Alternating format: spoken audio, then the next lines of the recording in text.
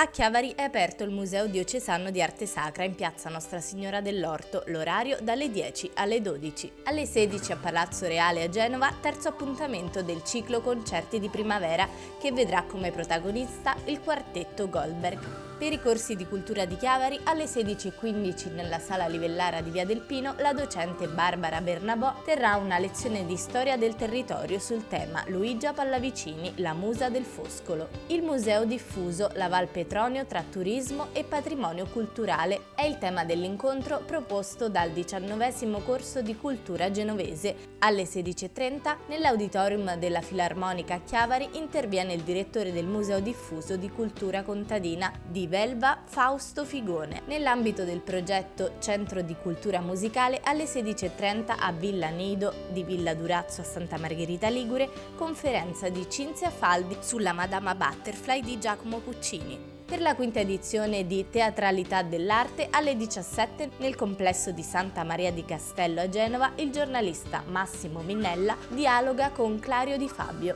Istruzioni agli anziani per prevenire le truffe è il tema dell'incontro promosso a Recco dall'Arma dei Carabinieri in collaborazione con il Comune. Appuntamento alle 17 nella sala polivalente Franco Lavoratori. Nell'ambito della rassegna Mondovisioni, i documentari di Internazionale, alle 21 al Cinema Sivori di Salita Santa Caterina a Genova verrà proiettato il film Total Trust. Seguirà l'intervento delle giornaliste Linda Kaiser e Eliana Quattrini sul tema intelligenza artificiale, minacce e strumenti per un giornalismo di qualità.